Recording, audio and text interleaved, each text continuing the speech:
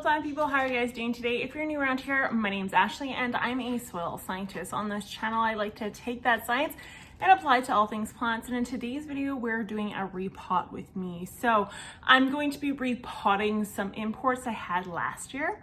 I'm going to show you what kind of containers they're in currently and what I'm moving them into. And then also I have some imports that I had come in this year that have acclimated, and now I have to do the fun process of actually putting them into their secondary home before they go into their final home, which is approximately 1 year later. So I'm going to show you what that all looks like. I'm going to show you kind of like, if you look at my previous video that I did where I showed my imports when they came in, you can see actually how much some of these have grown over the past year, as well as the imports that came in. I've left all the dead bits and bobs on them so I can actually show you what they look like after they've acclimated and kind of some of the losses you can expect. And then I have one plant meal one. So this was a full-blown tiger philodendron that didn't come in too great. It actually overheated in the package. So it came in a little ratchet, and I'm going to show you how that's doing right now because I actually had someone comment on the original video on how to recover a plant after shipping, after poor shipping, and the person asked how the plant is doing. So I'm going to show that here today as well. And then of course with Repot with me is because there's a lot of downtime in between. I am also going to be doing a life update and channel update as we go through this. So I also have one Euphorbia to do too, mostly because it's pot broke. So I don't generally repot in the fall. That's just a fact. I don't enjoy repotting in the fall because plants usually are heading into a dormancy, and that means they don't have a great chance of actually acclimating their roots for the most part to the area around it. So that's kind of what turns me off of repotting in the fall. However, I've been incredibly busy both with the channel, personal life in this summer, and I didn't have time to repot any of my indoor plants. So I'm doing a massive repot today. I'm not sure if I'll show you all the footage of that, but I'll try to show you most of it. So let's start off with, I'm gonna start off with this guy, I guess. So this is the tiger tooth philodendron that I had received through plant mail that came in incredibly overheated. So he spent time on my front porch when it was like plus 36 degrees outside. So I'm gonna pop him out. I unpotted him because he had lost so much upper biomass. I unpotted him and I put him into this very small container, and this spag actually doesn't even fill the container it's in. So he came in soil. I transplanted him into Sphagnum Moss and I placed him in this very tiny container, and this spag doesn't actually even fill the container entirely. So something to keep in mind, but that is what I did to help him with his recovery because I didn't want any root rot. So when you look at him, I'll just pull him out and I'm gonna release him from the sphagnum moss. So when I do this, I like to keep my sphagnum moss or whatever I'm repotting moist because it lessens root damage. I know some people usually say the opposite of that, but when the sphagnum or the peat moss is moist and you pull it away from the plant, you're less likely to rupture root hairs. Now, broken roots aren't a bad thing because when you break a root, it's very similar to taking a clipping above ground.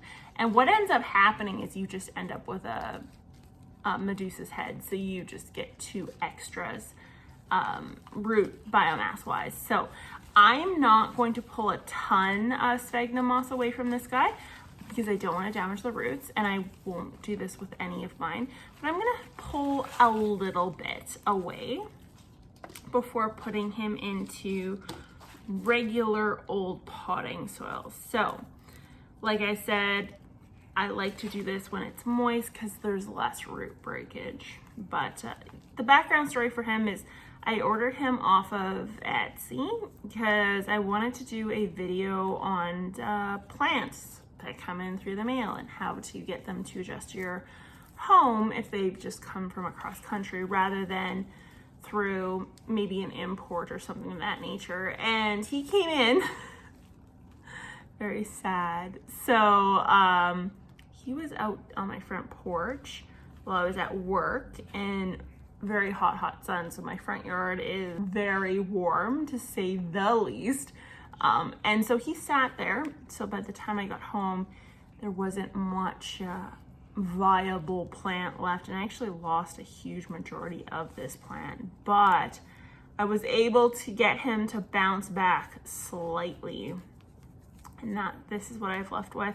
And I've started to notice quite a bit of new growth on this, and that's why I'm motivated to repot him. So that's kind of the brainchild behind the repot. Now, if there was no new growth on him and he was still hanging out a year later, then I would have just left him in his sphagnum moss and treated him the way he deserved to be treated, and that would be simple as that. But because there is new growth, I'm going to repot him, and this is what I do with any new plant. I will leave them, for the most part, in position. So this is what I have left. There's quite a bit of sphagnum moss on there still, but this is all attached to root. I'm not going to muck with that too much. But what I am gonna do is I'm going to pop this guy into soil. I'm actually putting him directly back into the same size container. So this is a 473 milliliter pot. I know that's absolutely useless to Americans, but this is the pot size I'm putting him back into. I'm not doing anything fancy. And the reason why is because I'm actually putting him into potting soil. So when I had him in sphagnum moss, I had a lot more airflow. And so I have less airflow when I'm potting him into peat moss or sphagnum moss. And then I have more water holding capacity, meaning he's gonna have access to more water than he normally would. And therefore having him back in the same size container helps me regulate how much water he gets. So I am doing the opposite of what basically every plant person does. And I'm using Miracle-Gro. So I'm just using the good old Miracle-Gro potting soil mix. And inside of this, I'm going to put some Nemanites in. And then that's basically it. So I'm using just regular old potting soil. There's no coconut coir, there's no added pumice, there's nothing. I literally just took this directly out of the bag. This bag right here. So directly out of the bag. I'm not doing anything fancy with him other than putting him in potting soil.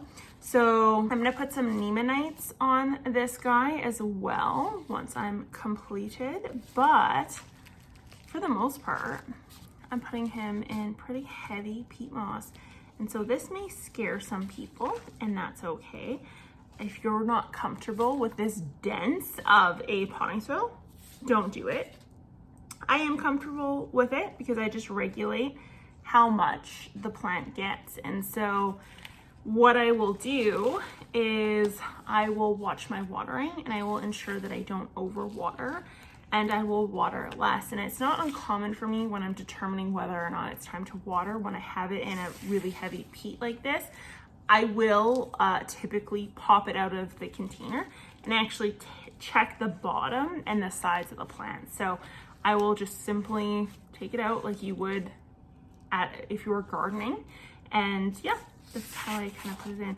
And when I put this soil in, I really pack it down. So I'll maybe bring it. Oh, I can't really. So this is what I do when I have them. I put my peat in, and then I do pack it in quite a bit. So I leave a little bit of headroom for the purpose of watering, but other than that, this guy is done. So like I said, if you're not comfortable using good old potting soil, don't do it. Try something else. But this is what this guy looks like. I'm just gonna go run and grab my Nemanites and give him a quick water, and I'll show you what that looks like. Okay, so the soil is actually pretty dry. I got a container of water Ta-da. And I'm just gonna bottom water my plant that I just repotted in there. And then I also threw in my Nemanites, which are these guys here. So as you can see, they are for fungus gnats, thrips, and more. And essentially all it will do is anything that trespasses on the soil or lays eggs in the soil will be eaten by these predatory nematodes. You can get ones for slugs, you can get ones for ants if that is an issue in the garden, but for houseplants, this is just the option that I get. People in my initial video when I made it, they saw that I had like these little orange Nemanites. It doesn't matter. I mean, they change the color all the time. So mine right now, this container is white. It all depends. So I'm going to be throwing these into all my containers because a very common issue with any sort of potting soil, it's not a bad potting soil if it has it. Actually, it's quite the opposite. If you have bugs in your potting soil, it means that your potting soil is microbially active and that the way that they packaged it actually worked to the benefit of microbes or macrofauna in the case of fungus gnats. So if it has like hole perforation on the side, you can just expect these things to be in there. It's not the company's fault. It actually is a sign of a healthy soil and a good potting soil. So to counteract that, because you don't want them in your house, Nemanites is your solution. I've heard that in the US you cannot get these. So if you cannot get these in the US, pot poppers is your answer, and I will leave an Amazon affiliate link for those down below. But next up, let's do some of my old imports that I have. I'll show you those. So this is a Hoya grundifolia, and if you guys look back at the first video, you will see how much this guy has grown. He's absolutely loved his new home. So again, I really put a ton of water into my plants before I repot them. I was not over exaggerating that when I said saturate your roots. So I'm gonna just pop him in there, and then I'm gonna give him a light little tug. He is really quite happy in his home. So he has truly made a house. So this is, he was in, can I do this without? He was in straight sphagnum moss for the first year. He's at least a year old now. So I'm just gonna tease away some of his moss here. So when you transfer a sphagnum moss cutting or plant into full potting soil, you want to try to remove as much sphagnum moss as possible. Sphagnum moss has a very high water holding capacity. Now it doesn't hold as much as peat does, but it also is easily degraded. And so you can end up with anaerobic areas or anaerobic scenarios with this. So just try to tease away as much as possible. I want to thank you guys for all tuning into my wedding live video. I know that was so random. Many of you thought it was a weeding video. It was not a weeding video. So I am married, yes. I don't talk about Mr. Gardening in Canada very often on this channel, but he's a conductor that works for CP Rail, and then obviously we have the farm too that he helps out on. So we've been together for many, many years. I don't know exactly how many years, I kind of forget, but we have been engaged for way too long. We got engaged in 2019. We had our first wedding scheduled for the spring of 2020. You can guess how that went. And then we rescheduled for the fall of 2020. You can guess how that went. And then we decided to get married in the spring of 2021. And there was restrictions still here in Saskatchewan for gathering limits. So we had to cancel again. And then we were rescheduled for sometime in, I want to say it was like May of next year, because all the vendors were totally booked. And so that was what our next one was, but we decided no, and we're just gonna do like a little small farm thing, and it actually worked out really, really nicely. So it was scheduled in less than a month, No, I'm not pregnant, but it was scheduled in less than a month, and let's talk about stress, because that was it. But that's okay.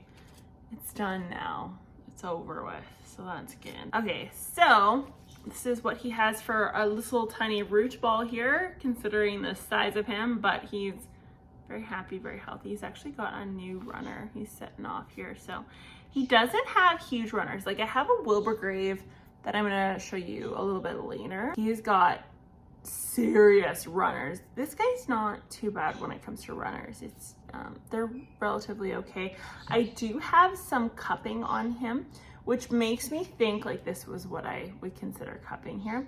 So there's no pests that I can visually see on this guy. So there's no mealybugs, aphids, anything sucking sap that's causing this cupping, which makes me think it's a nutrient issue. I have dirt on my face. Oh, I have a lot of dirt on my face now. Oh no. I'm a tomboy, I'm sorry. Okay, we're better now. Typically speaking, if it's cupping and there's no sign of bugs, it's probably a nutrient issue, which kind of spurred the repot. So again, he's going into good old pot and soil. I'm gonna make some people's heads spin, but that's okay. No added perlite, no added bark, nothing, just straight old potting soil. Like I said, if you are not comfortable with using potting soil with your plants, do not use potting soil with your plants. It's that simple. Do not cause yourself excessive amounts of stress. That's just what it comes down to. So avoid it when you can. But I don't mind Miracle Grow. I know it's evil for a lot of people, but that's okay. I'm not picky when it comes to this sort of stuff. It is very dry though. And I'm thinking this is Canadian Tire's old stock. Okay, so because he's going a little bit crazy here, I do have a stake for him. And he was molded around his stake. He was making a little stake family here. So I'm just going to try to pop him back in the way he was before, which I believe, yeah, that's how he was in there. He was making his own home without ties. Okay, so we've done one failed plant mail. We've done one old import. Let's do a new import. And actually, you guys may be able to help me identify what plant this is. Okay, so next up I have a Philodendron. If you guys know what this is, please tell me what it is. I totally forget what I ordered. It says Phal SBA. I don't know. I ordered it because the bottoms of the leaves are purple. Purple is my favorite color. Anyway, so with my imports, you can watch my video on how I import my imports, what I do when I get them, all that fun stuff. But essentially, I have kind of one dead leaf here so far. I've got some new growth, which I do not expect to turn out to be anything much. I've got a dead kind of leaf here, and then I have a whole lot of root. And so I'll go over kind of what I do with this. So I will, when I get my roots, I will give them a quick tug, and anything that releases itself, and it is toast, and I get rid of it. The reason for this is because the biomass on the root, if it's not valid or it's not useful, it will rot, and that rot can cause an anaerobic environment because it's going to add to the CO2 within that soil system and just microbial activity, moisture, that sort of thing. So I will give it a quick little yank, and whatever comes off, and I'm not sad about it because I don't actually want that in my soil. So that will come off, this leaf will come off, and then any spag that's left on here will also come off. You want what's left to be completely usable. So you want these all to be very much so bioavailable nutrient grabbers, what's left. So just little tugs, and you're gonna notice I don't have much root left after I'm done compared to what I started with, and that's okay because ultimately it doesn't matter too much. But with the leaves, the main focus when I put them in the propagation box is to help the leaves acclimatize. So this one didn't make it, but if I just threw this on a shelf or right into my normal home environment, I would have ended up with much more than just one of these leaves. So I'm gonna pull him off, and what I'm left with is this. So I got, these are useless, but that's okay, we'll leave them on. These have the whole exterior removed from them, so this is kind of what I've taken off, and he's going into Sphagnum Moss. That's where he's gonna go into, which is what I had in my old imports in, and I literally put them in clear solo cups.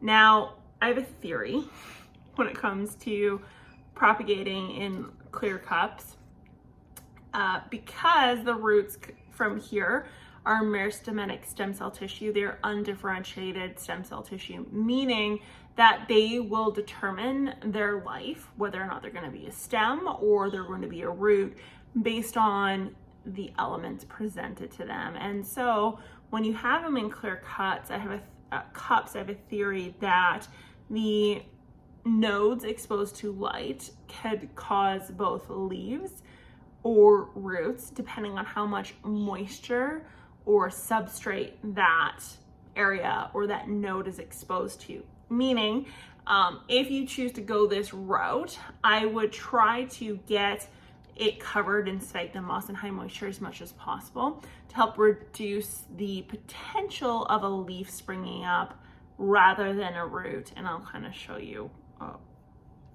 an example of that with some of my Descantia that I imported. So I have some weird scenarios going on there. But anyways, so this is what I'm gonna do with this guy. I'm going to pop him into his container first, and then I'm literally going to very loosely fill in spag all around him. And when I mean loose, I mean loose. And the only purpose to the sphagnum moss, I mean, to be totally honest, it is the sole purpose of sphagnum moss is just to provide some moisture and some nutrients. Other than that, the sphagnum moss has zero purpose. So, and I mean, there's apical meristems on the roots when they do appear. And so I do like to have some roughage in my propagations because it will help develop a thicker, better stems or root tissue on the tips, meaning they'll be better off when it comes to when I pot them into potting soil mix. They'll be more used to some abrasive factors within their little mini ecosystem that we've made inside my home. So I'm just gonna pop some more in. And sphagnum moss takes quite a bit of time to disintegrate or degrade or decompose. So I will reuse my sphagnum moss over and over and over again because, I mean, it takes a lot to decompose sphagnum moss. It's actually relatively acidic, and so therefore bacteria doesn't really like hanging out with it. And even only certain types of fungi can help with the decomposition. So if you ever notice fungi on your sphagnum moss, it's totally normal. I had a question about algae in my sphagnum moss, and that is a thing as well. Totally normal. Don't throw it away. Algae actually adds oxygen to your plant's little mini ecosystem. So something to keep in mind, but that's what he looks like. So he's all nicely in here. He'll be happy and healthy in there for quite a while. I do have a hole on the bottom, and so I'm going to plop him in this container. No, I'm not. He's very buoyant. Okay, I'm gonna put him in this pot here, this cover pot. And I'm gonna give him some water, and then I'm gonna keep him actually relatively dry until I know for sure what his status is gonna be. But let me know in the comments what kind of philodendron this is. I don't know what kind of philodendron it is. I bought it because it had purple leaves. That's why he's imported. You can do I'm gonna do the nematodes in this right now, but you can do nematodes in the Sphagnum Moss as well. They won't be as viable, but they'll still do good. Okay, so next up, what are we gonna do next? This is my Euphorbia that came in all done dickered. I don't know, he's kind of meh right now. He's doing okay, but I did lose. Yeah, he smells, you can smell him. He smells special, to say the least. So I've been having troubles with him, getting him acclimated. So we gotta try a different game plan for him, but I'll show you what's up on him. This guy is done. I'm gonna put him over here. Oh wait, up next. This is literally what I had them in. It was like these free cups I got from McDonald's. They are toast now. Actually, I could probably wash them up. They'll be fine. So in this one, I have my Euphorbia, and like I said, he's not doing too hot. I don't know if I should put him in Sphagnum or if I should put him in water. Like, he's got a lot of dead roots, to be totally honest. Oh, he's got one that's making new. No, I think that's actually off my, yeah, it's not even off my Philodendron. Okay, so I've always wanted one of these. And maybe importing them was not a good choice. I don't know what to say. But I got a lot of dead root mass. Quite honestly, when it comes to imports, I'm tempted to just cut the roots off right off the bat.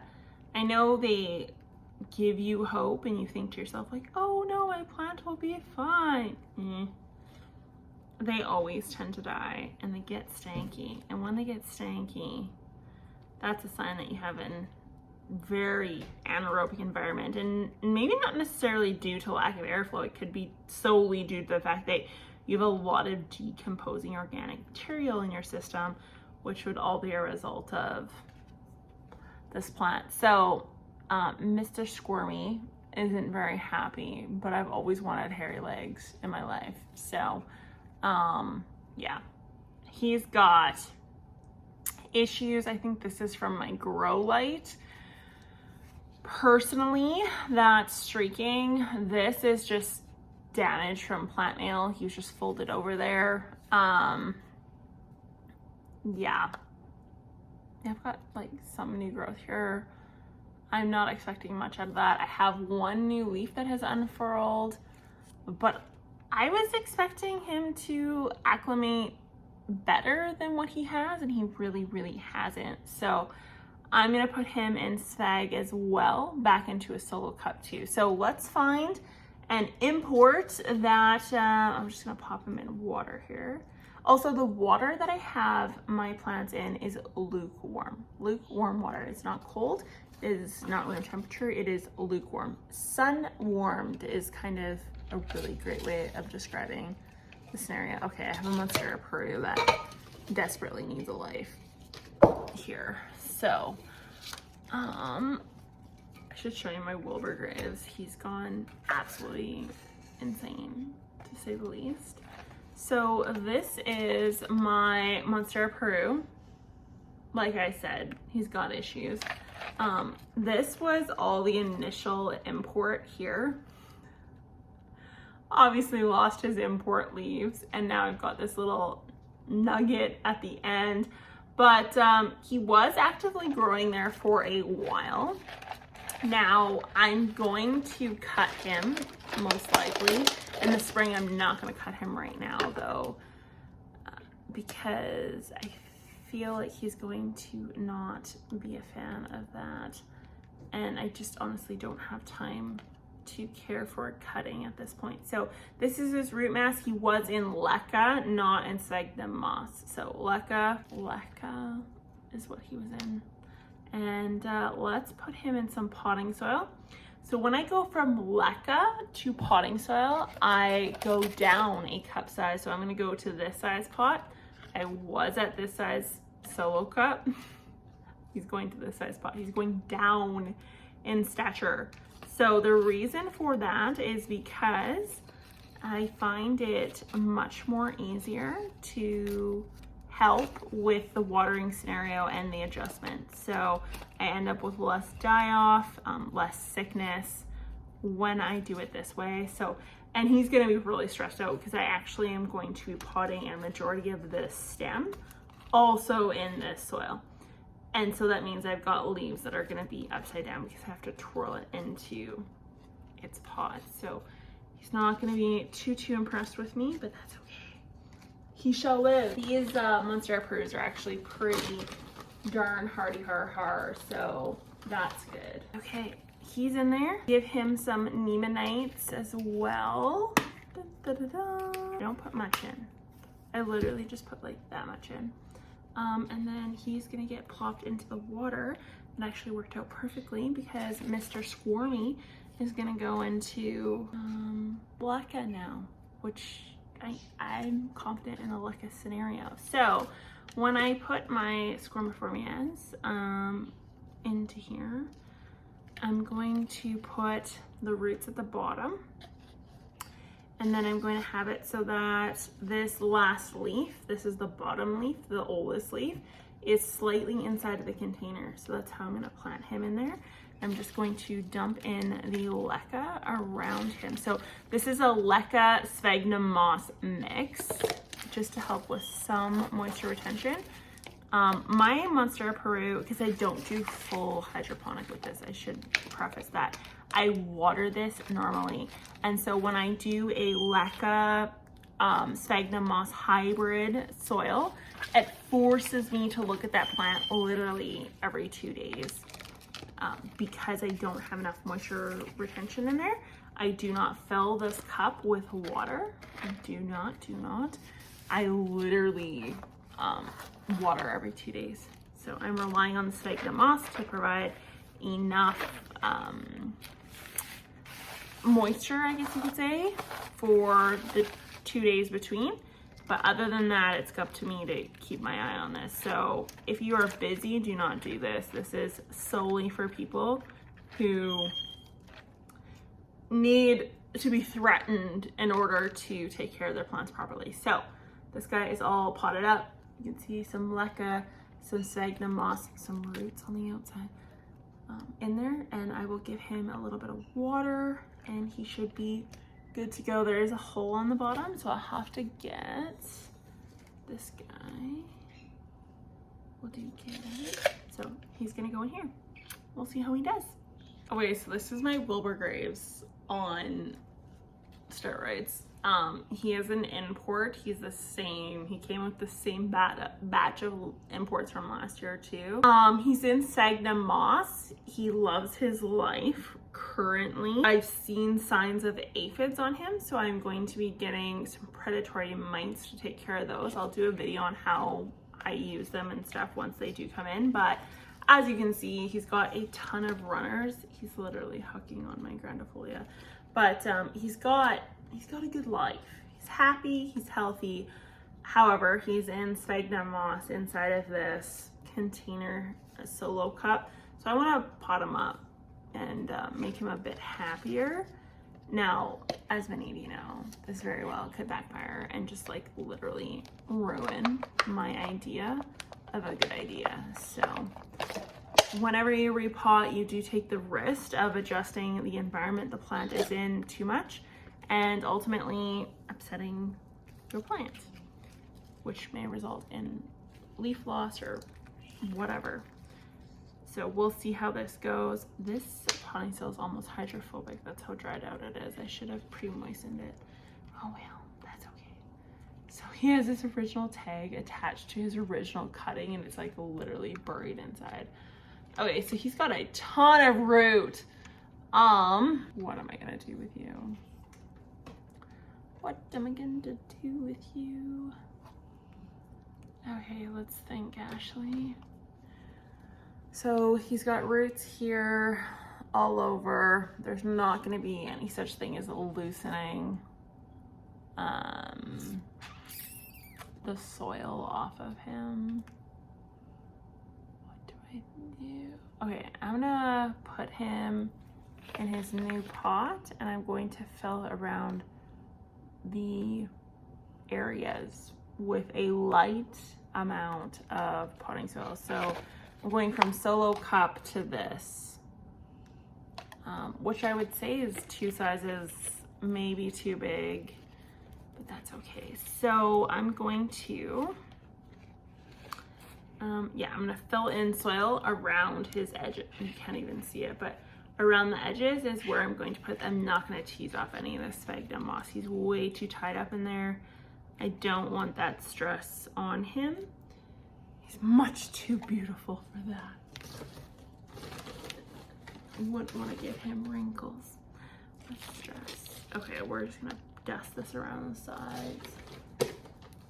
But that does kind of kibosh my watering ideas for him, but that's okay. You just have to water a bit different. So because he has sphagnum moss in the middle, it's a less than ideal situation. I will limit the water that he does get. I'm going to put in dry sphagnum moss around incredibly saturated sphagnum moss, and I'm not gonna water.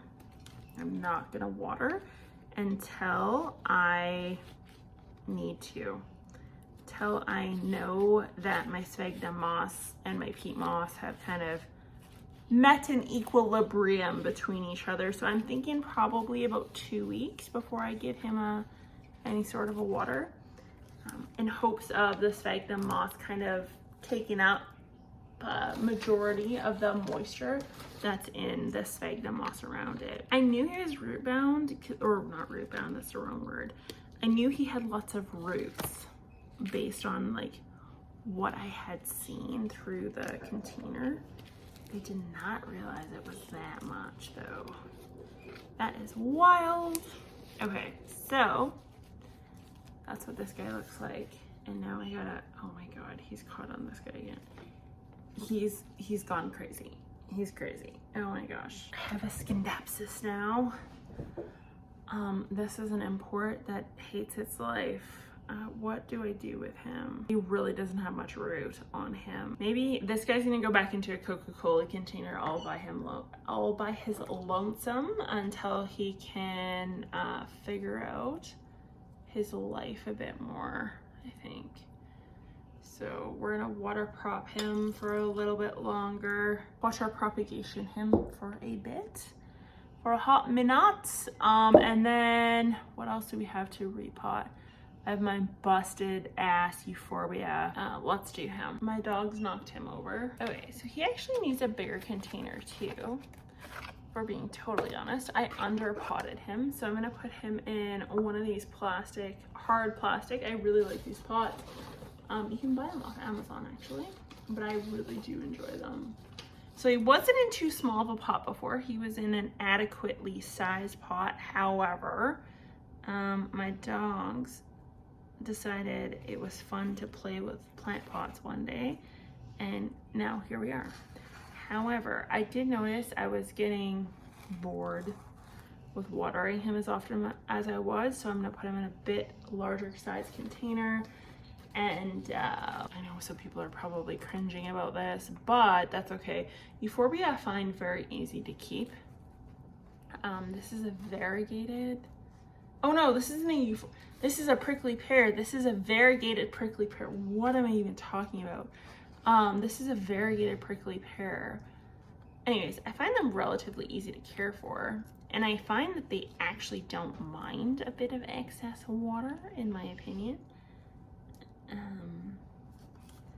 So that's why I'm gonna do this. So fun channel update, actually. I'm going to be doing a kind of like a series, I guess you could say, with General Electric here shortly about their grow lights. And so that's kind of cool. They've got houseplant lights coming out, indoor gardening lights coming out, kind of like a whole series.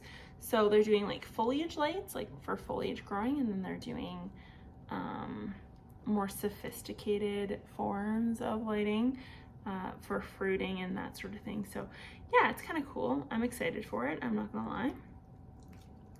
should be a good time. I do have a pothos cutting. I'm gonna put that in with my Scindapsus here. If you guys watch my video on that, let me know how cool you think that is.